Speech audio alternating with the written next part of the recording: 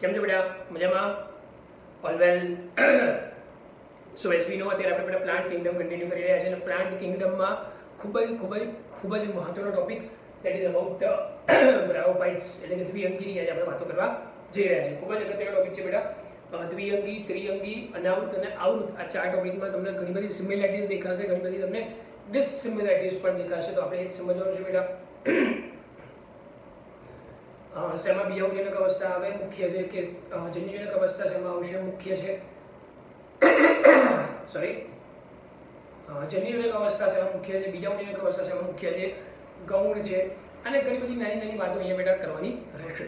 Okay, તો without wasting time સીધું શરૂઆત કરીએ. આવી જાવ બધા ચલો બેટા. ઓકે, તો જે દ્વિઅંગી છે, સૌથી પહેલા તો દ્વિઅંગી ટર્મ, દ્વિઅંગી જે શબ્દ જે છે એ રોબર્ટ બ્રાઉન નામના વૈજ્ઞાનિકે આપણને આપ્યો.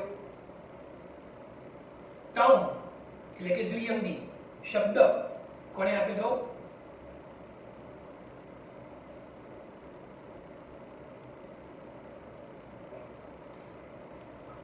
રોબર્ટ બ્રાઉન નામના વૈજ્ઞાનિકે આપણને આપેલો બેટા. ઓકે, હવે દ્વિઅંગી શબ્દનો મતલબ શું લઈએ આપણે? પહેલી વાત તો એ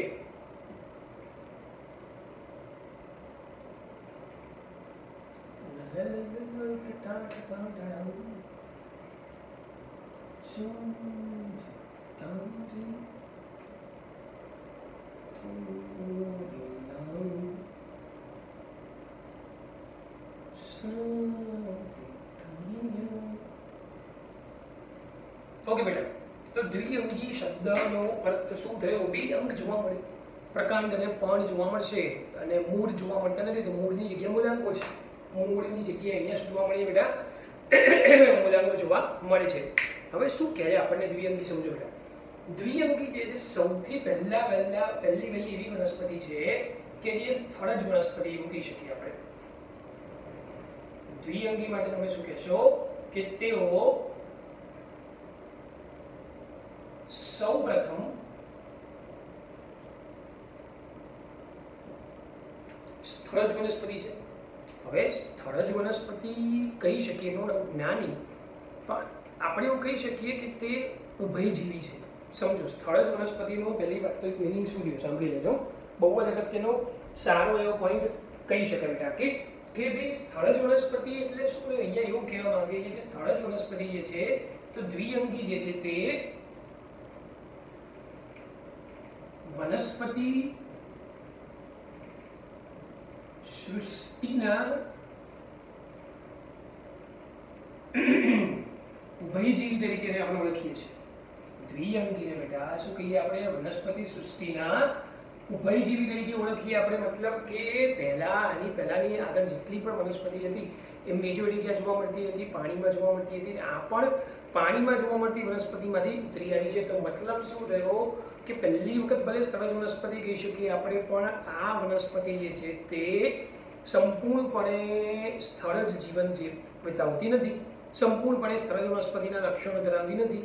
કેટલાક લક્ષણો એવા પણ છે કે જે જલજના છે. સૌપ્રથમ સ્થળજ વનસ્પતિ વાત સાચી, પણ વનસ્પતિ સૃષ્ટિના ઉભયજીવી કીધી તો કેટલાક લક્ષણો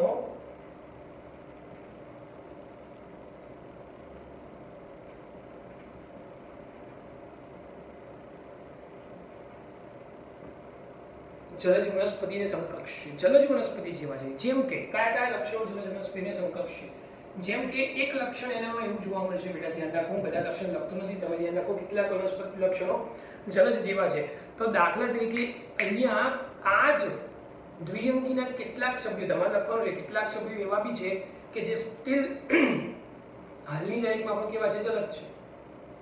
પછી દ્વિઅંગી જે છે એની અંદર બેટા વાયુ નલિકાની હાજરી પણ જોવા મળે છે. ઇવન તો આનું જે નરજન્યુ છે, ખાસ લખો, આનું જે નરજન્યુ જે છે તે ચલિત છે અને ફલન માટે પાણીનું માધ્યમ અનિવાર્ય છે. નરજન્યુ જે છે ચલિત છે અને ફલન માટે એને પાણીનું માધ્યમ જરૂરી છે. તો એનો મતલબ એમ થયો કે આપણે કેમ કીધું એને વનસ્પતિ સૃષ્ટિના ઉભયજીવી? એક તો સ્થળજ વનસ્પતિ સૌપ્રથમ છે પણ કેટલાક લક્ષણો કોને જોવા મળે છે એનામાં સ્થળજના જોવા મળે છે. ધેટ્સ વાય એને વનસ્પતિ સૃષ્ટિના એમ્ફીબિયન્સ એટલે કે ઉભયજીવી તરીકે ઓળખવામાં આવે છે ડોક્ટર્સ. ઓકે બેટા, તો અહીંયા આપણે ભલે સૌપ્રથમ સ્થળજ વનસ્પતિ કીધી. દાખલા તરીકે જ્યારે કોઈ પણ વનસ્પતિને આપણે સ્થળજ વનસ્પતિ કન્સિડર કરીએ છીએ ત્યારે એનામાં કેટલીક લાક્ષણિકતાઓ હોવી જોઈએ, જેમ કે એ વનસ્પતિમાં શું હોવું જોઈએ તો કે જે કે વાહક પેશી હોવી જોઈએ. હવે પરિસ્થિતિનું નિર્માણ એવું થાય છે મારા વાલા મિત્રો કે આ જે છે દ્વિઅંગી જે છે એમાં વાહક પેશીનો એટલે કે જલવાહક પેશી અને અન્નવાહક પેશીનો સદંતર અભાવ છે. હું તમને એવું કહી રહ્યો છું કે સ્થળજ વનસ્પતિ હોવા માટેની કેટલીક લાક્ષણિકતાઓ છે, પૈકીની એક લાક્ષણિકતા શું છે કે વાહક પેશી હોવી જોઈએ. આનામાં વાહક પેશી છે જ નહીં. તો અહીંયા ધારો કે આપણને ખબર હોય કે ભાઈ પાણીનું વહન કરતી શું હોય જલવાહક પેશી, ખોરાકનું વહન કરતી શું હોય અન્નવાહક પેશી હોય.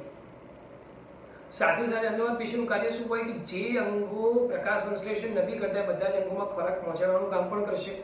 હવે અહીંયા વહનનું કાર્ય કરવા માટે ભલે વાહક પેશી નથી, જલવાહક પેશી, અન્નવાહક પેશી નથી, પરંતુ આનામાં વાહક પેશી તરીકે સૌપ્રથમ વખત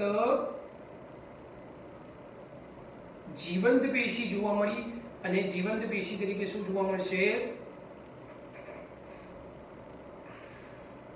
પાણી અને ક્ષારનું પાણીનું વહન કરવા માટે સ્પેસિફિકલી અહીંયા કઈ પેશી જોવા મળે છે?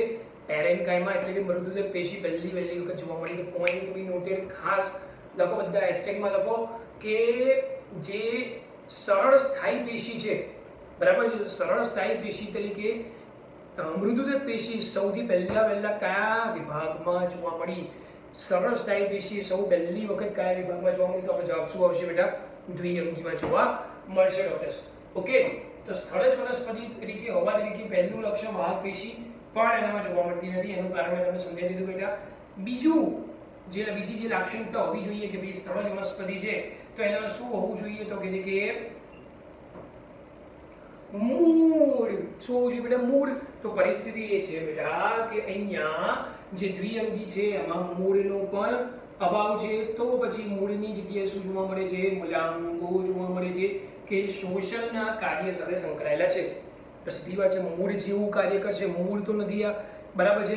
તો મૂલાંગો બેટા મૂળ જેવું કાર્ય કરે છે, મૂળ નથી, માટે આ જે વનસ્પતિ જે છે તે વધુ ઊંચાઈ ન ધરાવે. ઇવન તો વધુ ઊંચાઈ ન ધરાવે માટે આ વનસ્પતિ જે છે તે દ્વિઅંગી જે છે તે આપણા માટે શું કહેવાય બેટા? છાયા ચાહક વનસ્પતિ તરીકે આપણે એને કન્સિડર કરીશું. અન્ય વનસ્પતિના છાંયડામાં જોવા મળશે. ક્લિયર થઈ ગઈ વાત? તો મૂળની વાતો આવે તો સાથે સાથે કોની વાતો મારે થોડી બી કરવી પડે બેટા? મૂળની વાતો આવશે તો સાથે સાથે ઓબ્વિયસ છે પ્રકાંડ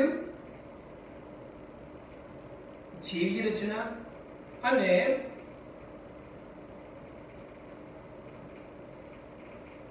પર્ણ જેવી રચના જોવા મળે, જે ઉચ્ચ કક્ષાની વનસ્પતિને સમકક્ષ છે.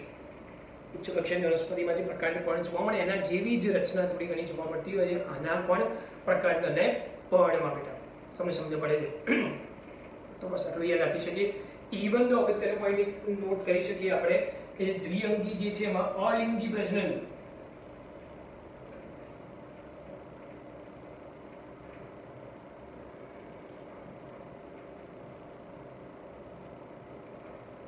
અવખંડન પ્રકારે થતું હોય છે. મતલબ કે જે એનો દેહ જે છે એના અનેક ટુકડા થઈ જાય તો દરેક ટુકડામાંથી એક સમગ્ર નવા દેહનું નિર્માણ થઈ શકતું હોય છે. ઓકે, તો તમે કહી શકો કે તે અવખંડન પ્રકારે વનસ્પતિક પ્રજનન દર્શાવે છે. તો આટલું તમે કહી શકો બેટા. ઓકે, તો હવે તમને જે નેક્સ્ટ ટોપિક લઈએ આપણે દ્વિઅંગીમાં જે ઘણી બધી વાતો કરવાની છે બેટા. તો દ્વિઅંગી, ત્રિઅંગી, અનાવૃત અને આવૃત એ દરેક ચારમાં બેટા એક અગત્યનો ટોપિક આવશે જીવન ચક્ર, life cycle. The life cycle હું તમને પહેલા એક જનરલાઇઝ ટર્મમાં સમજાવી દઉં ચારનું, અને પછી આપણે ઇન્ડિવિજ્યુઅલી દ્વિઅંગીનું જીવન ચક્ર સમજીશું. ચલો ધ્યાન રાખો. ઓકે, અગત્યનો પોઈન્ટ, ખૂબ જ અગત્યનો પોઈન્ટ. ધ્યાન રાખો છો. પોઈન્ટ એ છે કે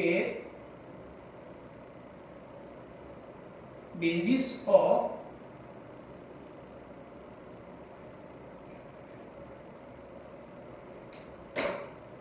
લાઈફ સાયકલ.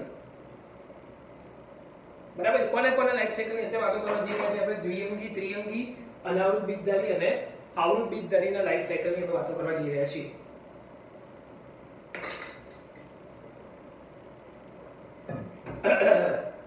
ચાલો ધ્યાન રાખો. દાખલા તરીકે આપણે દ્વિઅંગીની વાત કરીએ અત્યારે હાલ પૂરતી, અને એના એક્ઝામ્પલ તરીકે લઈ શકીએ રિક્સિયા છે, માર્કેન્શિયા છે, મોસ છે, બરાબર છે, લિવરવર્ડ્સ છે, બધાના એક્ઝામ્પલ તરીકે તમે લઈ શકો છો. દાખલા તરીકે હું મોસની વાત કરું, દ્વિઅંગીમાં મોસની વાત કરીએ આપણે, જસ્ટ એક સમજવા પૂરતી વાત છે બેટા. તો આને આધાર તરીકે કન્સિડર કરીએ આપણે. પ્રકાંડ છે, એના પછી આ બધી વાત હજુ ફરતી સમજાવવાનું છું. આ જસ્ટ મારે તમને જીવન ચક્રનું એક ઇન્ટ્રોડક્શન આપવું છે. ગ્રીન કલરના બતાવીએ પર્ણો છે, બરાબર.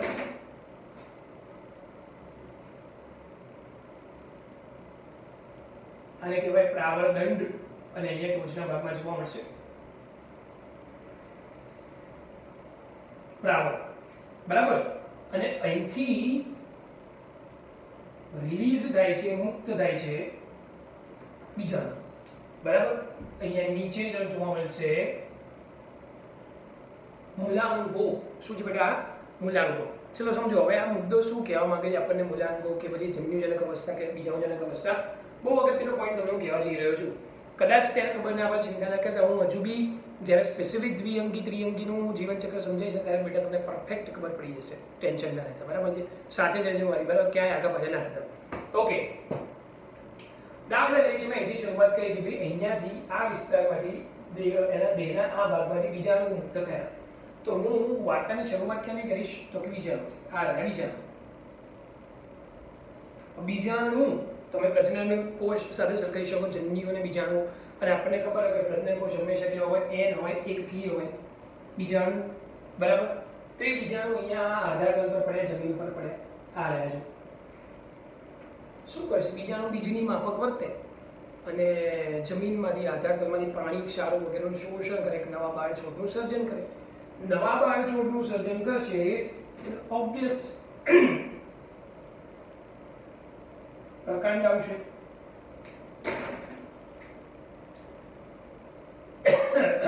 પર્ણ આવશે, મૂલાંગો આવશે. તો આ જે અવસ્થા છે એ અવસ્થામાં આ જે પ્રકાંડ, પર્ણ અને મૂલાંગો ધરાવતી અવસ્થા છે એમાં જોવા મળશે જન્યુઓ, મતલબ કે નર જન્યુ અને માદા જન્યુ. તો આ જન્યુઓ ધરાવતી આ અવસ્થાનું જે નિર્માણ થયું, આ જે અવસ્થા છે, આટલો જે ભાગ, આટલો જે વિસ્તાર જે છે, જે અવસ્થા છે, એ અવસ્થા માટે કઈ કહેવાય? જન્યુઓ ધરાવતી અવસ્થા છે બેટા. તો આ અવસ્થા કી કહેવાય? યસ, સહી પકડે. શું કહેવાય? જન્યુજનક અવસ્થા. તો આ જન્યુજનક અવસ્થાનું નિર્માણ કોણે કર્યું? બીજાણુએ કર્યું. તો બીજાણુ જે છે એનું અંકુરણ થયું. ધ્યાન રાખજો બેટા. બીજાણુ જે છે તેનું અંકુરણ થાય છે. અને અંકુરણ થતા કઈ અવસ્થાનું નિર્માણ થાય છે? તો જવાબ આવશે જન્યુજનક અવસ્થા. જન્યુજનક અવસ્થા પણ કેવી છે? એટલે આમ તો સારી જ છે, પણ કેવી છે? એન છે. જન્યુજનક અવસ્થામાં કેવી છે બેટા? એન છે. તો હવે આ જન્યુજનક અવસ્થામાં નિર્માણ કોનું થયું? જન્યુઓનું. તો જન્યુજનક અવસ્થામાં નિર્માણ પામી રહ્યા છે જન્યુઓ, નર જન્યુ અને માદા જન્યુ. તો કઈ અવસ્થાને નિર્માણ પામ્યા હશે? બટ ઓબ્વિયસ વાત છે સંભાજન. શું આવશે બેટા? સંભાજન. હવે આ નરજન્યુ અને માદાજન્યુ બંને વચ્ચે ફલન થશે, ફલિતાંડ સર્જાશે અને યુગ્મન સર્જાશે. યુગ્મન સર્જાશે અને આ અવસ્થાનું નિર્માણ થાય છે. અને આ અવસ્થામાંથી વળી પાછું આ નિર્માણ કોણ થશે? તો તમારો જવાબ આવશે, તમે શું આવશે બેટા? બીજાણુ. તો બેટા બટ ઓબ્વિયસ વાત છે, બીજાણુ ધરાવતી આ જે અવસ્થા છે એ અવસ્થાને નામ શું આપશું આપણે? શું નામ અપાય?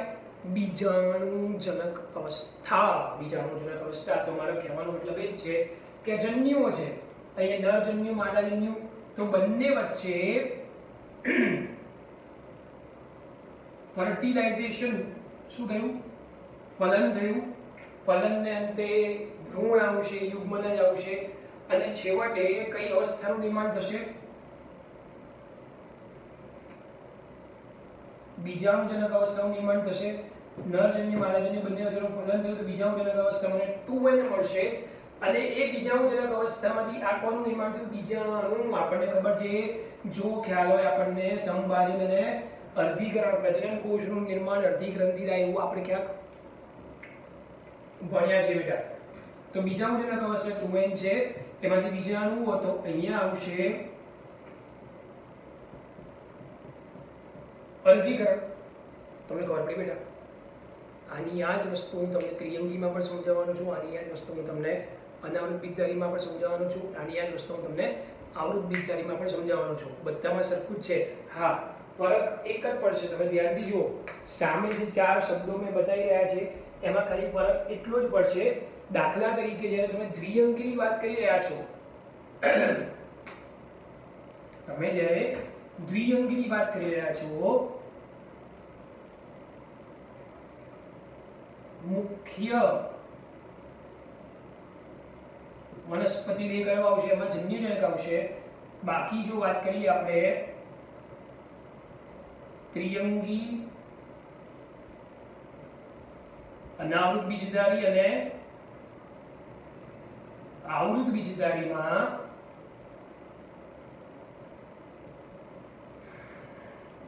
મુખ્ય વનસ્પતિ દેહ કયો આવશે બેટા? બીજાણુજનક આવશે. એ ઇન્ડિવિડ્યુઅલ ચાર્જ એટલે ખબર પડશે, પણ આ બેઝિક્સ તમને ખબર હોવી જોઈએ. હું ફરીથી રિપીટ કરું છું, બેઝિકમાં અગત્યનો પોઈન્ટ શું છે? બેઝિકમાં તમારી સામે 4 ઘટનાઓ દેખાય છે અને 4 અવસ્થાઓ દેખાય છે. કઈ કઈ 4 અવસ્થાઓ? તો કહીએ કે આપણે શરૂઆત ક્યારે કરીએ? બીજાણુથી. ચાલો એ જ કામ ચાલુ કરીએ ને. બીજાણુ, પછી જન્યુજનક અવસ્થા, જન્યુઓ ધરાવતી અવસ્થા અને બીજાણુજનક. બરાબર? 4 અવસ્થા અને 4 ઘટના. તો 4 અવસ્થાથી તો બીજાણુ હોય તો કમ્પલસરી બીજાણુનું શું થાય? તો જવાબ આવશે અંકુરણ થાય. જન્યુજનક હોય તો જન્યુજનક અવસ્થાનું કમ્પલસરી શું આવશે બેટા? સમભાજન થાય. જન્યુ હોય તો એનું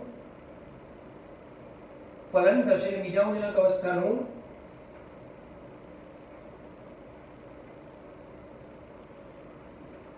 અર્ધીકરણ થશે. ઓકે, તો આ એક અગત્યનો પોઈન્ટ થઈ ગયો આપણા માટે, ખૂબ જ અગત્યનો પોઈન્ટ થઈ ગયો સમજવા માટે. ઓકે, હેશટેગ કહી શકીએ આપણે, અગત્યનો પોઈન્ટ છે. ઓકે, નાના મોટા ઘણા બધા કન્સેપ્ટ, ઘણા બધા એમસીક્યુઝ જે છે બેટા તમને આના ઉપરથી ક્લિયર થશે. ઓકે, તો અહીંયા ટૂંકમાં તમે એવું કહી શકો છો કે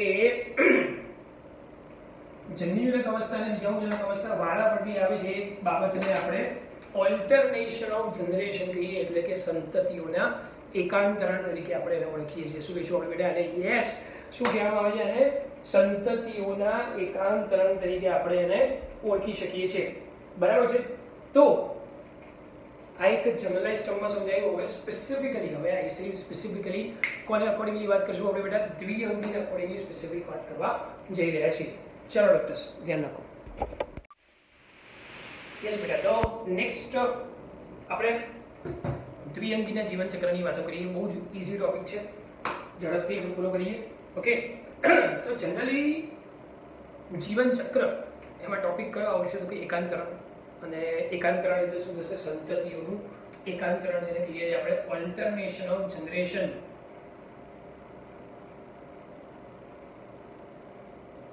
શું કહેવાય? સંતતિઓનું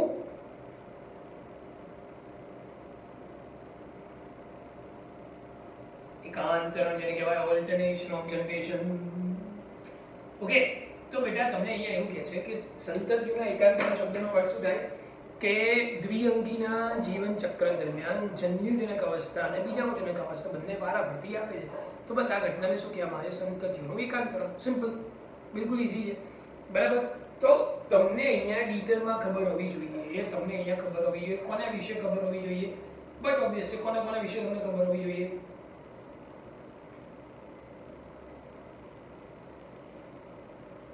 જન્યુજનક અવસ્થા અને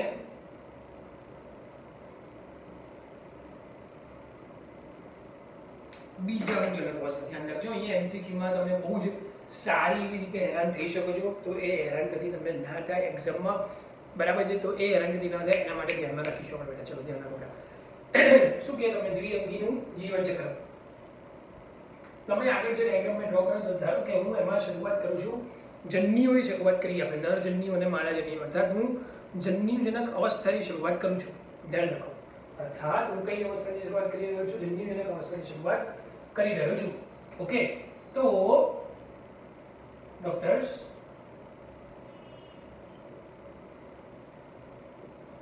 જન્યુજનક અવસ્થા કે જે કેવી છે?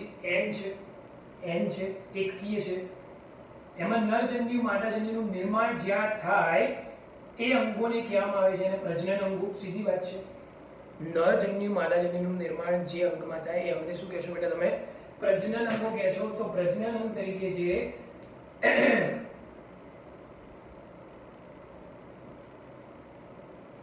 સ્ત્રીજન્યુદાની અને નરજન્યુદાની જેને કહેવાય પુંજન્યુદાની, અને એ પણ બંધારણ તો ખબર પડે આપણને એન હોય. તો મતલબ કે અહીંયા જે લિંગી પ્રજનન થશે આપણને એટલું ખબર પડે બેટા કે જે જન્યુઓ છે લિંગી પ્રજનન કરશે. હવે આપણે લિંગી પ્રજનન આપણે 3 સ્ટેપ ક્યાં જોયેલા છે જે તે સમયે કોઈકે ચલાવ્યું ઈસવીસન પૂર્વે આપણે ભણ્યા બેટા. સમજન્યુક, વિષમજન્યુક અને અંડજન્યુક. તો અંડજન્યુકમાં શું હતું? મોર્ફોલોજિકલી ડિસિમિલર વત્તા જે પ્રજનન કોષો જે પ્રજનન અંગોની અંદર નિર્માણ પામે. તો યસ, પ્રજનન અંગોની અંદર નિર્માણ પામે. તો અહીંયા લખો નોટ ડાઉન કરો કે ભાઈ અહીંયા દ્વિઅંગીમાં જે લિંગી પ્રજનન છે તે અંડજન્યુક પ્રકારનું છે. દ્વિઅંગીમાં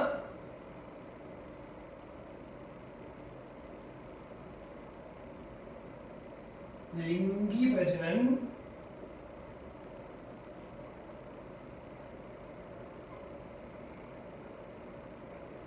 અંડજન્યુક પ્રકારનું છે. ચલો સરસ.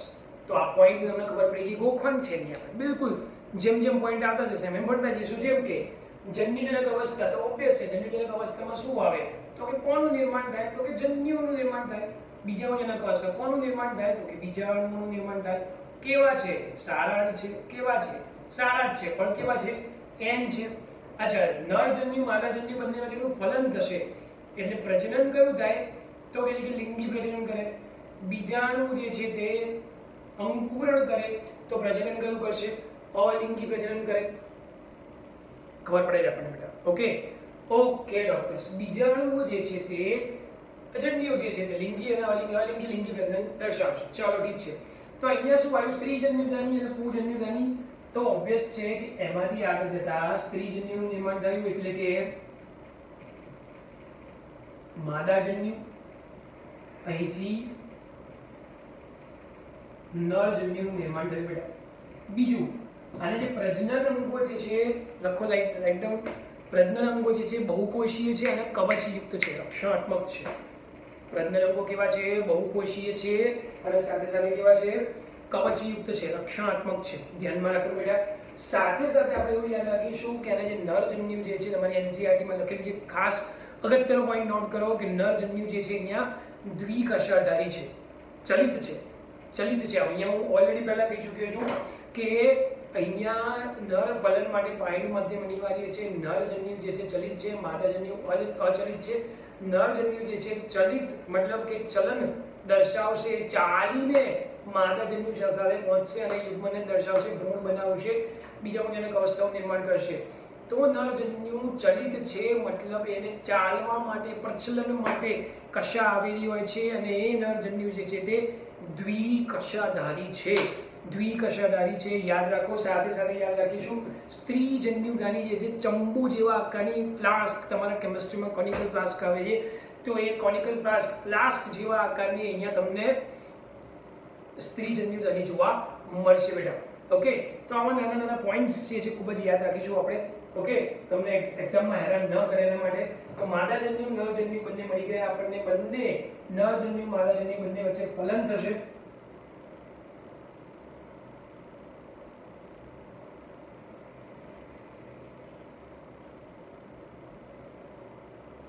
અને યુગ્મન સર્જાશે જે શું છે 2n. તો યુગ્મન જે 2n બની ગયું, આ બધી અવસ્થાઓ n હતી તો કઈ અવસ્થા હતી જન્યુજનક? 2n બની ગયું. 2n ધરાવતી 2n રંગસૂત્રીય બંધારણ ધરાવતી એકમાત્ર અવસ્થા છે. કઈ અવસ્થા છે? બીજાણુજનક અવસ્થા. યસ માય ડિયર ડોક્ટર્સ, જન્યુજનક અવસ્થા પોતે તો કેવી છે? n જ છે, પણ બીજાણુજનક અવસ્થા પોતે કેવી છે? 2n છે. તો યુગ્મન જ જે છે એમાંથી મને બીજાણુજનક અવસ્થા મારે મેળવવાની છે અને એમાંથી મારે બીજાણુનું નિર્માણ અર્ધીકરણ દ્વારા કરવાનું છે. પણ બરાબર ધ્યાન રાખો, ખાસ નોટેબલ પોઈન્ટ આપણે ધ્યાનમાં રાખીશું બેટા. તમને એમ લાગશે કે ચલો યુગ્મન જ બનશે, ભ્રૂણ બનશે, તરત જ અર્ધીકરણથી બીજાણુ બની જશે. ના, એનસીઈઆરટી માં આપેલું વાક્ય છે બેટા કે અહીંયા જે યુગ્મન જ બનશે એ તરત જ અર્ધીકરણ દર્શાવતું નથી. તરત જ અર્ધીકરણ દર્શાવતું નથી. આ યુગ્મન જ જે છે પહેલા અહીંયા સમભાજન દર્શાવે, ભ્રૂણનું નિર્માણ કરે, ત્યારબાદ એમાંથી નિર્માણ થઈ રહ્યું છે બીજાણુજનક અવસ્થાનું જે 2n છે, એટલે સમભાજનથી બીજાણુજનક અવસ્થાનું નિર્માણ થયું. હજુ એ બીજાણુજનક અવસ્થામાં સ્પોર મધર સેલ એટલે કે બીજાણુ માતૃકોષનું નિર્માણ થયું અને ફાઇનલી આ જે બીજાણુ માતૃકોષ છે એ બીજાણુ માતૃકોષનું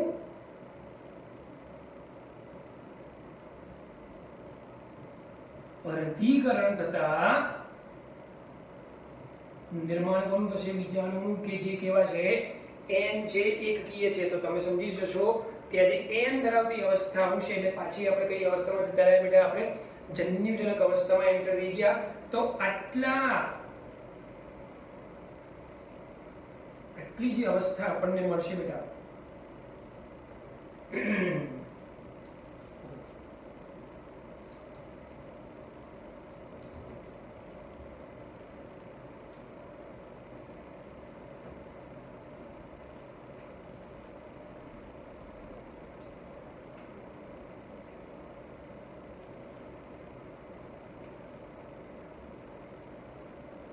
ચલો ઠીક છે, જેવું આવ્યું એવું સાચું. હવે તો ઓકે, પણ આટલી જે અવસ્થા બેટા તમે જોઈ રહ્યા છો, કદ આપો કેવા આપણા માટે બીજાણુજનક અવસ્થા કે બાકીની આ જે અવસ્થા તમે જોઈ રહ્યા છો બેટા કે કેવા છે? જન્યુજનક અવસ્થા. તમામ અહીંયા 2n છે, તમામ રચનાઓ અહીંયા n આવશે. તો તમને અહીંયા દેખાઈ રહ્યા છે બીજાણુઓ. તમને અહીંયા શું દેખાઈ રહ્યા છે? બીજાણુઓ. બરાબર છે બેટા? તો તમને ખબર પડે અહીંયા કે જે જન્યુજનક અવસ્થા આ છે, તો જન્યુજનક અવસ્થા કેવી થશે? અહીંયા મુખ્ય છે, આ ગૌણ છે, બરાબર છે, આ સ્વતંત્ર છે,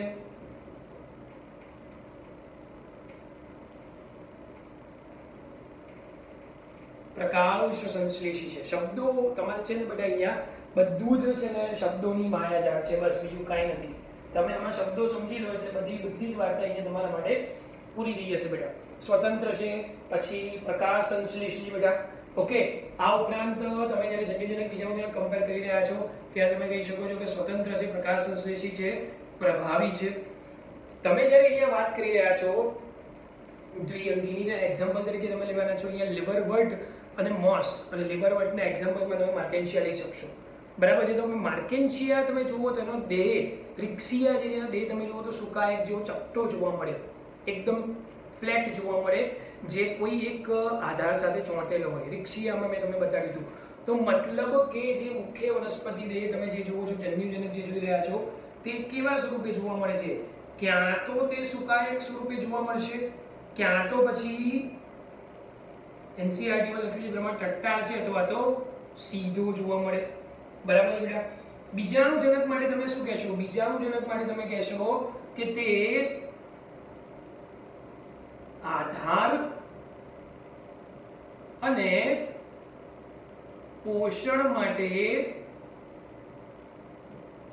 જન્યુજનક પર આંશિક કે પૂર્ણ આંશિક અથવા તો પૂર્ણપણે આધારિત છે બેટા। આટલા નાના નાના શબ્દો ધ્યાન રાખવા જરૂરી છે। હા, બિલકુલ બિલકુલ બિલકુલ બેટા, આટલા નાના નાના શબ્દો બેટા અહીંયા ધ્યાનમાં રાખવા જરૂરી છે। ઓકે, તદુપરાંત બીજા મુજબના અવસ્થા, નાનકડી અવસ્થા તમે જોઈ શકો છો, અવસ્થા પ્રમાણમાં કેવી છે? ટૂંકજીવી છે। આ ઉપરાંત આ અવસ્થા બેટા બહુકોષી છે। તમે તમારી એનસીઈઆરટી માં જોશો તો આ ચેપ્ટરમાં જ્યાં દ્વિઅંગીનું ડિસ્ક્રિપ્શન આપ્યું ત્યાં તમને આ બધી વાર્તા નહીં દેખાય। તમને એમ કે આ બધી વાર્તા શું છે, ગોખવાન છે ના, તમને એક્ઝામમાં કેવી રીતે હેરાન કરે। તમને એક્ઝામમાં પૂછે કે દ્વિઅંગીના જન્યુજનક અવસ્થા માટે અસંગત વિકલ્પ પસંદ કરો, બરાબર? અને અસંગત વિકલ્પમાં તમે 4 કે 5 શબ્દો આપી દીધા હોય કે સાચા વિકલ્પમાં પહેલો ઓપ્શન લીધો, જન્યુઓ મુખ્ય સ્વતંત્ર પ્રકાશ સંશ્લેષી પ્રભાવી, ખોટો ઓપ્શન તરીકે મુખ્ય સ્વતંત્ર પ્રકાશ સંશ્લેષી પ્રભાવી ટૂંકજીવી, આવો એક ઓપ્શન આપી દીધો। સાંભળી લેજો ફરીથી તો બેટા ફરક પડે। તમે જ્યારે પ્રોપરલી આ વસ્તુ જીવનચક્રને સમજ્યા હશો તો આ શબ્દો તમને ખબર પડશે। તમારું ત્રીજું ચેપ્ટર જ્યાં પૂરું થાય છે ત્યાં એકવિધ જીવનચક્ર, દ્વિવિધ જીવનચક્ર અને એક દ્વિવિધ જીવનચક્ર આપ્યું છે। આ એક દ્વિવિધ જીવનચક્ર છે તો આ એક દ્વિવિધ જીવનચક્રમાં 2 પેરેગ્રાફ છે। એક પેરેગ્રાફ દ્વિઅંગીનો છે, એક પેરેગ્રાફ ત્રિઅંગીનો છે। તો દ્વિઅંગીના પેરેગ્રાફમાં તમે ધ્યાનથી વાંચશો તો તમને બધા શબ્દો મળી જશે। એનસીઈઆરટી ને જો ફોલો કરી રહ્યો છું, કોઈ પણ વસ્તુ બહારની તમને હું કહી નથી રહ્યો બેટા, તો એને પ્રોપરલી સમજો, ગોખશો નહીં બેટા। તમને એનસીઈઆરટીમાંથી આરામથી ખબર પડી જશે। એમસીક્યુ બહુ જ ઈઝી પૂછાય છે, ખાલી અહીંથી તમારે ક્લિયર હોવું જોઈએ, કન્સેપ્ટ તમારે ક્લિયર હોવો જોઈએ બેટા। ચલો અહીંયા પૂરું કરીએ। બીજાણુ એ છે બટ ઓબ્વિયસ છે, એ બીજાણુ ડોક્ટર્સ હવે આપણે શું કહીશું, અંકુરણ થશે।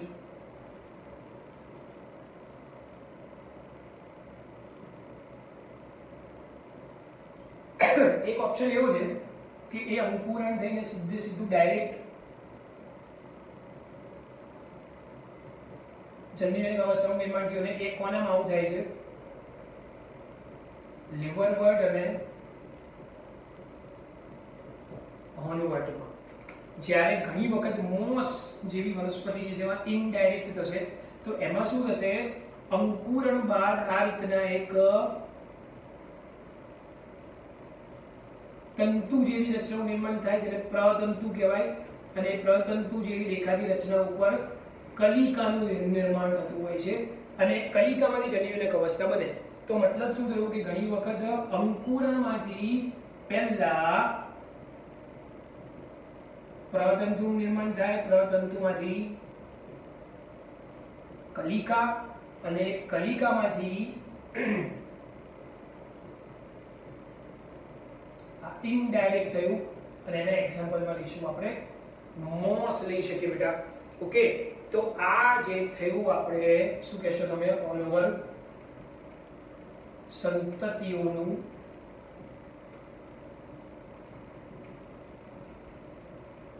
એકાંતરણ કહેવાય। આટલી અવસ્થા જે થઈ જન્યુજનક અવસ્થાથી, આટલી જે અવસ્થા જે આપણા માટે બેટા કઈ કહેવાય? બીજાણુજનક અવસ્થાથી। તો જન્યુજનક બીજાણુજનક માટે આટલા શબ્દો જે છે એને પ્રોપરલી ધ્યાનમાં રાખશું આપણે। ઓકે બેટા, બીજું જે બીજાણુમાંથી ડાયરેક્ટ જો તંતુ બને અને કલિકા બને છે તો તેવા પ્રતંતુને પ્રાથમિક પ્રતંતુ કહેવાય અને બીજાણુ સિવાયના અન્ય કોઈ ભાગમાંથી જો એ પ્રતંતુનું નિર્માણ થતું હોય છે તો તેને દ્વિતીય પ્રતંતુ તરીકે ઓળખવામાં આવે છે। ધ્યાનમાં રાખવાનો પોઈન્ટ બેટા। ઓકે, તો સંતતિઓનું એકાંતરણ અહીંયા પૂરું થશે, દ્વિઅંગીનું પ્રાઇમરી ઇન્ટ્રોડક્શન અહીંયા પૂરું થશે।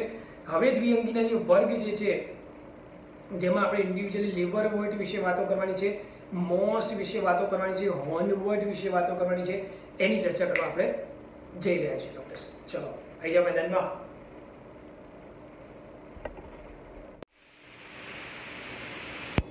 યસ બેટા, તો પછી હવે આપણે નેક્સ્ટ દ્વિઅંગીના અંતિમ પડાવ પર પહોંચીએ અને દ્વિઅંગી મેં અહીંયા જે પ્રમાણે બધું ચિત્રીને રાખ્યું છે, બતાવીને રાખ્યું બેટા એ પ્રમાણે।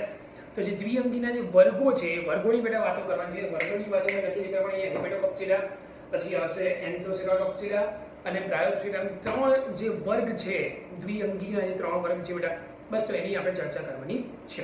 ઓકે, તો શરૂઆત કરીએ. ઇઝી જ છે, તમારે કમ્પેરેટિવ મોડમાં યાદ રાખવાનું છે. એમસીક્યુઝ ક્યાંક ક્યાંક પૂછાય છે, તો અગત્યનું ક્વેશ્ચન કહી શકાય ડૉક્ટર્સ. ઇઝી જ છે, શરૂઆત કરીએ આપણે. તમે જ્યારે પણ કોઈ પણ વર્ગની વાતો કરો બેટા, તો એ વર્ગની વાતોમાં મુખ્યત્વે 4 પોઈન્ટ ધ્યાનમાં રાખવાના. લખો. તમે જ્યારે કોઈ પણ વર્ગની વાતો કરો છો, દ્વિઅંગી ત્રિઅંગીમાં, આપણે દ્વિઅંગી નકોડીની વાત કરીએ, તો પહેલો પોઈન્ટ તમને ખબર હોવી જોઈએ બેટા કે તમારે જન્યુજનક વિશે તમને ખબર હોવી જોઈએ. બીજો પોઈન્ટ બીજાણુજનક વિશે ખબર હોવી જોઈએ. ત્રીજો પોઈન્ટ જન્યુજનક અને બીજાણુજનકનું એકબીજા સાથે રિલેશન શું છે તમને એ ખબર હોવી જોઈએ. અને ચોથો પોઈન્ટ બેટા તમને ખબર હોવું જોઈએ એમ્ફીથેસિયમ અને એન્ડોથેસિયમ વિશે તમને ખબર હોવી જોઈએ. ઓકે, તો તમને આ 4 પોઈન્ટ વિશે બેટા ખ્યાલ આવી જશે તો તમને ખ્યાલ આવે કે ખરેખર શું કહેવા માંગે છે બેટા. ઓકે, તો વિધાઉટ વેસ્ટિંગ ટાઈમ સીધું આપણે શરૂઆત કરીએ છીએ. ચલો, ઓકે ઓકે. તો પહેલા હિપેટોકોપ્સિડા. હિપેટ શબ્દ જનરલી યકૃત સાથે લાગતું ઓળખતું છે. તો હિપેટોકોપ્સિડામાં જે કંઈ બી સજીવ નહીં પણ જે એક્ઝામ્પલ છે એનો આકાર યકૃત જેવો છે, માટે એને હિપેટોકોપ્સિડા તરીકે ઓળખવામાં આવે છે. અને એને નામ આપવામાં આવે છે લીવર બર્ડ. એને નામ શું આપવામાં આવે છે બેટા? લીવર બર્ડ તરીકે એને ઓળખવામાં આવે છે. એનો આકાર ક્યાં તો મેજોરિટી યકૃત જેવો છે અથવા તો ચપટો હોય છે. તો યકૃત જેવો આકાર હોય તો યાદ રાખો માર્કિન છે લખવાના કૌંસમાં યકૃત જેવો આકાર, અને ચપટો આકાર તો યાદ રાખો રિક્ષિયા. આ પહેલો પોઈન્ટ. બરાબર છે. મેં તમને 4 પોઈન્ટ કીધા છે, દરેકે દરેક વર્ગમાં એ ખબર હોવી જોઈએ. બરાબર છે. તો શરૂઆત કરીએ. જેમ કે આ એનું સુકાયક છે, જે હિપેટોકોપ્સિડા છે, જેની લીવર બર્ડ જે છે બેટા એનું આ સુકાયક છે. બરાબર. સુકાયક જે છે તે પ્રકાશ સંશ્લેષી છે અને પ્રજનન અંગો ધરાવે છે. પ્લસ સુકાયક તમે જો તો ચપટું છે. કેવું છે? સુકાયક ચપટું છે, માટે કહી શકો કે તે પૃષ્ઠવક્ષીય છે અને બહુકોષીય છે. પૃષ્ઠવક્ષીય છે અને કેવું છે બેટા? તે બહુકોષીય છે. હવે એ સુકાયક જે છે એની પર જોવા મળે મૂલાંગો ખાસ યાદ રાખો કે કેવા છે? એક કોષીય. કારણ કે એના પછી અહીંયા પણ મૂલાંગો આપણને એક કોષીય દેખાય છે, પણ પછી તમે અહીંયા જુઓ છો તો અહીંયા મૂલાંગો આપણને કેવા દેખાઈ રહ્યા છે?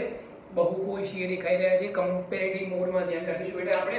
તો અહીંયા મૂલાંગો કેવા? એક કોષીય છે, અશાખિત છે, પ્લસ શલ્ક જેવી રચના જોવા મળે છે. અહીંયા જે માર્કિન છે રિક્ષીય પાણીમાં જોવા મળે, તો પાણીમાં જોવા મળે ને ક્યાંક જે બી આધાર છે અથવા તો જમીન છે આજુબાજુ ત્યાં અથડાશે તો એ વખતે પ્રોટેક્શન માટે, રક્ષણ માટે એને જરૂર પડે છે શલ્કની, સ્કેલ્સ જેવી રચનાની જરૂર પડશે. તમે જુઓ કે અહીંયા મૂલાંગો તો જોવા મળે છે, પણ મેં લખ્યું સ્કેલ્સ ગેરહાજર છે. કેમ? કારણ કે આનું પોતાનું સુકાયક, અહીંયા મેં નાનું બતાવ્યું છે, પણ એનું સુકાયક મોટું પેડ જેવું છે. અહીંયા યાદ રાખો બેટા કે સુકાયક પોતે જે છે અહીંયા પેડ જેવું છે, પેડ જેવું મોટું સુકાયક છે, એટલે પોતે જ રક્ષણ આપે છે. માટે અહીંયા આ કેસમાં મતલબ કે એન્થોસેરોટોપ્સિડા જે વર્ગ જે છે એના કેસમાં શલ્કની એટલે કે સ્કેલ્સની જરૂર પડતી નથી. ઓકે, તો આ મુખ્ય ધ્યેય તમે જે જોઈ રહ્યા છો, સુકાયક જોઈ રહ્યા છો. ઓબ્વિયસલી આપણે દ્વિઅંગીની વાત કરી રહ્યા છીએ તો મુખ્ય વનસ્પતિ કયો આવે? જન્યુજનક આવે કે બીજાણુજનક આવે? બટ ઓબ્વિયસ વાત છે જન્યુજનક આવશે બેટા. તો મુખ્ય વનસ્પતિ જે જોઈ રહ્યા છે કયો આવશે? જન્યુજનક. એની ઉપર તમે આને જોઈ રહ્યા છો કયો આવશે? બીજાણુજનક. ઓકે, હવે એમ્ફીથેસિયમ અને એન્ડોથેસિયમ બે ટર્મિનોલોજી તમારી આગળ નવી દેખાઈ રહી છે બેટા. એક છે એમ્ફીથેસિયમ, બીજું છે એન્ડોથેસિયમ. એમ્ફીથેસિયમ એટલે એમાં તમારે વાત કરવાની છે બેટા જે બીજાણુજનક અવસ્થા છે તેની, અને એન્ડોથેસિયમ જે છે એમાં બીજાણુજનક અવસ્થામાં 3 ભાગ ખરેખર જોવા મળે છે. અહીંયા હું તમને સમજાવીશ કે બીજાણુજનક અવસ્થામાં એક ભાગ આવે પ્રાવર. પ્રાવર જેની પર જોવા મળે એને કહેવાય દંડ, એટલે કે પ્રાવર દંડ. અને જે તરસ્થ ભાગ આવે એને કહેવાય પાદ, સટા તરીકે એને ઓળખવામાં આવે છે. તો બીજાણુજનક અવસ્થામાં આટલી વિસ્તાર આવે. તો તમે જ્યારે એમ્ફીથેસિયમ શબ્દ યાદ રાખો તો એમાં તમારે ડિસ્ક્રાઇબ કરવાની બીજાણુજનક અવસ્થા. તો તમે જ્યારે હિપેટોકોપ્સિડા લીવર બર્ડની વાત કરી રહ્યા છો ત્યારે એમ્ફીથેસિયમમાં બીજાણુજનકની દિવાલ પાદ અને દંડ તમે જોઈ શકો છો. પાદ અને દંડ જેવી રચના જોઈ શકાય છે. એન્ડોથેસિયમમાં તમારે વાતો કોની યાદ રાખો? એન્ડોથેસિયમમાં મેજોરિટી તમે વાત કરશો જે પ્રાવરની અંદરની બાજુ આવેલા એવા કોષો કે જે બીજાણુનું નિર્માણ કરે છે. ઓબ્વિયસલી બીજાણુજનક અવસ્થા છે તો બીજાણુજનક અવસ્થામાં નિર્માણ કોનું થશે? બીજાણુનું નિર્માણ થશે. તો તમારે એન્ડોથેસિયમમાં તમારે વર્ણન કોનું કરવાનું રહેશે? પ્રાવરની અંદર આવેલી એવી રચના, પ્રાવરમાં આવેલા એના સેન્ટ્રલ ભાગમાં આવેલા એવા કોષો કે જે બીજાણુનું નિર્માણ કરવા માટે જવાબદાર છે. ઓબ્વિયસ છે, તો નામ શું આપશે? કોષોને બીજાણુજનક કોષો. બીજાણુજનક કોષોમાં બીજાણુ માત્ર કોષો આવેલા જે અર્ધીકરણીકોનું નિર્માણ કરે છે, બીજાણુનું નિર્માણ કરે છે. હવે અગત્યનો પોઈન્ટ એ છે, યાદ રાખો બેટા, પોષણ કોષો ખાસ ખાસ ખાસ ખાસ અહીંયા કન્ડિશન એવી છે કે કેટલાક લીવર વટ, શું લખ્યું છે મેં જુઓ, કેટલાક લીવર વટમાં કેટલાક પોષણ કોષો રૂપાંતરિત થાય છે. શેમાં રૂપાંતરિત થાય છે? બીજાણુ પ્રસારકમાં, ઇલેટર્સ જેને કહેવામાં આવે છે. કેટલાક લીવર વટમાં કેટલાક પોષણ કોષો જે છે તે ઇલેટર્સ એટલે કે બીજાણુ પ્રસારક, જે બીજાણુનું પ્રસારણ, બીજાણુને એક જગ્યાએથી બીજી જગ્યાએ મોકલ, બીજાણુના ડિસ્પર્સન માટે જવાબદાર છે. બીજાણુને એક જગ્યાએથી બીજી જગ્યાએ ધકેલવા માટે જવાબદાર છે. એ કોષોને નામ શું આપવામાં આવે છે? બીજાણુ પ્રસારક કોષો તરીકે ઓળખવામાં આવે છે. નેક્સ્ટ આની જે વાત કરવાનું છે એન્થોસેરોટોક્સિડા છે બેટા, એમાં પણ પ્રસારક કોષો છે, પણ આના જેવા વાસ્તવિક જોવા મળતા નથી. માટે અહીંયા કૂટ પ્રસારક લખેલું છે. ક્યાં લખેલું છે? જુઓ, એન્ડોથેસિયમમાં. ફરીથી કીધું, એન્ડોથેસિયમમાં આપણે એવી ચર્ચા કરવાની છે કે જે પ્રાવરના ભાગમાં સેન્ટ્રલ વિસ્તારમાં રહેલા કોષો, પ્રાવરના સેન્ટ્રલમાં આવેલા કોષો કે જે બીજાણુનું નિર્માણ કરવા માટે જવાબદાર હોય. ઓકે, તો અહીંયા બીજાણુ પ્રસારકની વાતો આવે. માર્કેન્શિયાના એક્ઝામ્પલ, જેમાં બીજાણુ પ્રસારક જોવા મળે એના એક્ઝામ્પલમાં શું લખીશું? માર્કેન્શિયા. મેં તમને પહેલા જ કીધું કે ભાઈ લીવર વટના એક્ઝામ્પલમાં યકૃત જેવો આકાર તમે કન્સિડર કરો તો માર્કેન્શિયા, ચપટો આકાર કન્સિડર કરશો તો શું આવશે? એમાં રિક્શિયા. હવે અગત્યનો પોઈન્ટ ધ્યાન રાખો બધા, સારો એવો અગત્યનો પોઈન્ટ કહેવા જઈ રહ્યો છું. બીજાણુજનક અવસ્થા એની પર જોવા મળે છે. જન્યુજનક અવસ્થા એની પર જોવા મળે છે. આ બીજાણુજનક અવસ્થા. હવે બીજાણુજનક અવસ્થામાં શું જોવા મળ્યું? પ્રાવર છે, દંડ છે અને પાદ છે. બરાબર છે? પ્રાવર છે, દંડ છે અને પાદ છે. આ કંઈક લખ્યું છે, તમારે મોબાઈલ વાંકો કરવો પડશે બેટા. હું વાંચું, ચિંતા ના કરો. મેં લખ્યું છે સંપૂર્ણપણે જન્યુજનક પર આધારિત. મતલબ કે આ જે છે તે પ્રકાશ સંશ્લેષી નથી. આવું ચોખવટ કેમ કરું છું? જો અહીંયા જ્યારે વાત કરવામાં આવે છે ત્યારે અહીંયા જે બીજાણુજનક અવસ્થા કેવી છે? પ્રકાશ સંશ્લેષી છે. અહીંયા પણ જ્યારે વાત કરવામાં આવે છે બીજાણુજનક અવસ્થા કેવી છે?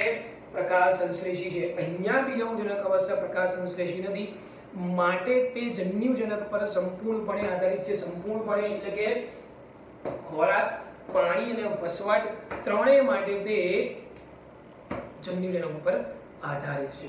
ઓકે, તો તમે જોઈ શકો છો કે અહીંયા પ્રાવર જોવા મળે, દંડ છે અને પાદ, ત્રણ રચનાઓ જોવા મળી. પ્રાવર, દંડ અને પાદ. ખાસ હેશટેગમાં પોઈન્ટ લખીશું આપણે કે એમાં અપવાદ તરીકે જોવા મળશે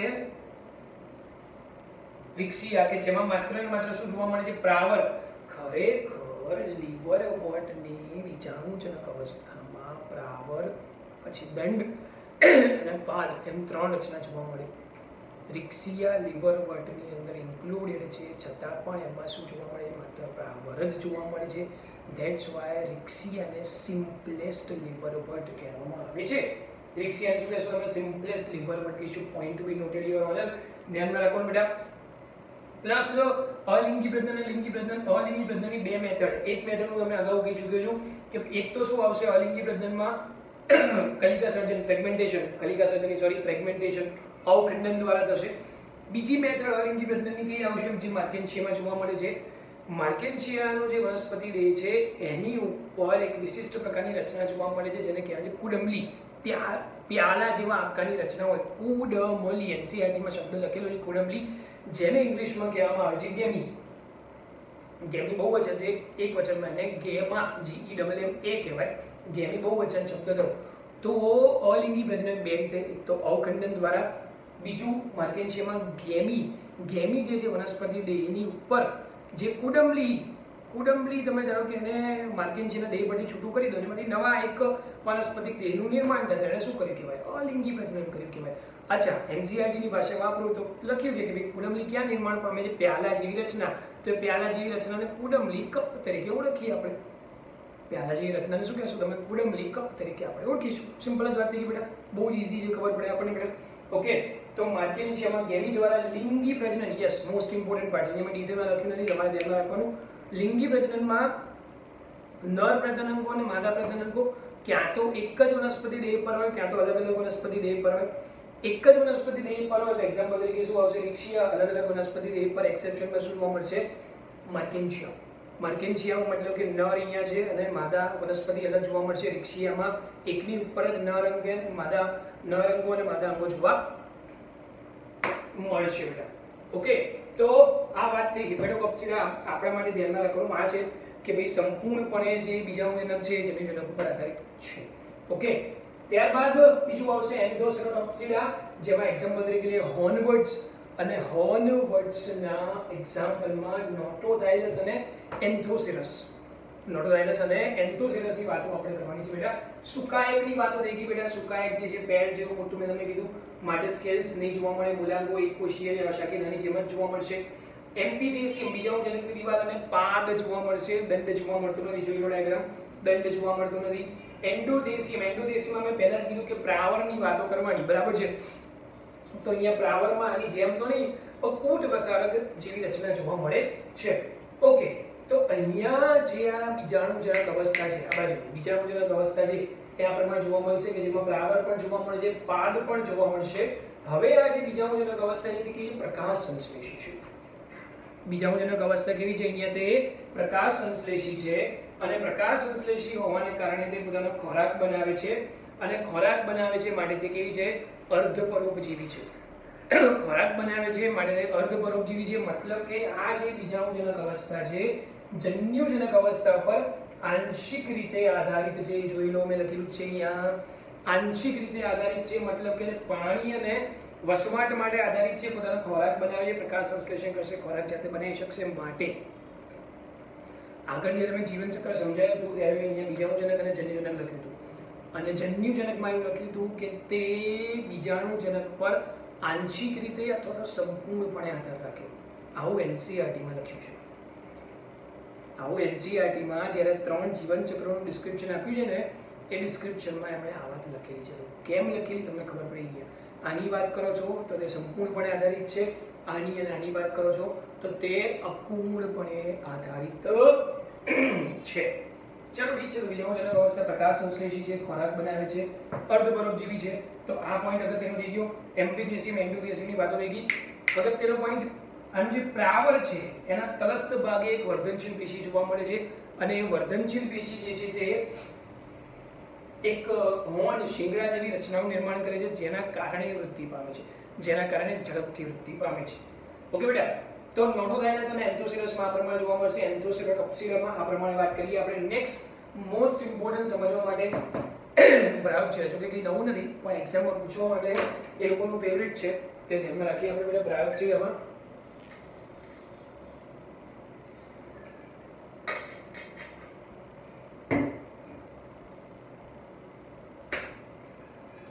ઓકે બેટા. ચલો તો બ્રાયોપ્સિડાની વાતો કરીએ આપણે. શું કહે છે આપણને? તો બ્રાયોપ્સિડામાં એક્ઝામ્પલ તમે મેજોરિટી કરી આવશો, બધા મોસ આવશે. ફ્યુનારિયા, સ્પેગ્નમ, પોલિટ્રિકમ અને ખાસ કરીને એક વિશિષ્ટ એક્ઝામ્પલ યાદ રાખવાનું, બક્સબાઉમિયા. બક્સબાઉમિયા એને કયા પ્રકારની મોસ કહેવામાં આવે એટલું કરી યાદ રાખીએ આપણે બેટા. ફ્યુનારિયા છે તેને rock moss, cord moss, green moss, sphagnum ને પીટ મોસ કહેવાય, પોલિટ્રાઇકમ ને હેરકેપ મોસ કહેવામાં આવે છે, બક્સબાઉમિયાને મૃતોપજીવી મોસ તરીકે બી ઓળખવામાં આવે છે કારણ કે તે પ્રકાશ સંશ્લેષણ કરી શકતી નથી. બાકી વાર્તા રૂટીન જ છે. તમે આ અવસ્થા આનાથી જ આપણે જીવન ચક્ર સમજાવી યાદ કરો. તો અહીંયા આ રચના મૂલાંગો થયું.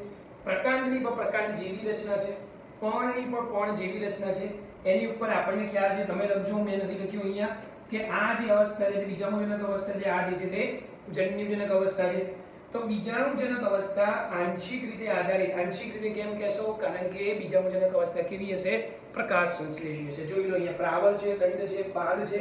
બીજાણુજનક અવસ્થા આ બાજુ ખાસ અગત્યનો પોઈન્ટ. મૂલાંગો છે કેવા છે? બહુકોષીય અને શાખિત છે. અને આગળ બધા મૂલાંગો કેવા છે? એક કોષીય અને શાખિત. બીજું અહીંયા મૂલાંગો જે છે એમાં પણ ત્રાંસા પડદા જોવા મળે છે અને ત્રાંસા પડદા માત્ર અને માત્ર શેમાં જોવા મળશે? મોસમાં મોસના મૂલાંગોમાં જોવા મળશે. આના મૂલાંગોમાં ક્યાં જોવા મળતા નથી. બીજી એક જોરદાર અગત્યનો પોઈન્ટ, ખતરનાક પોઈન્ટ, આ અવસ્થા કઈ છે?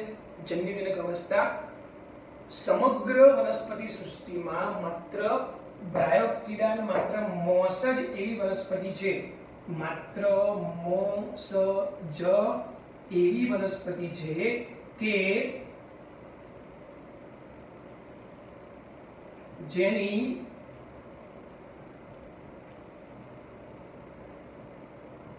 જન્યુજનક અવસ્થામાં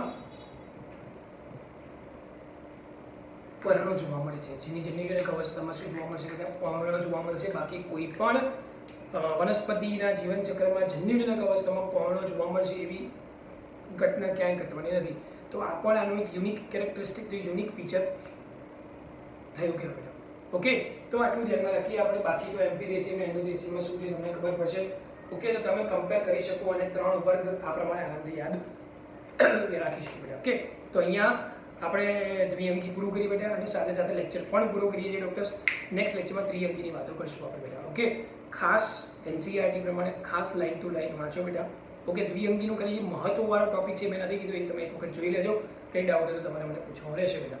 ઓકે, બાકી હું ચલાવી દઈશ.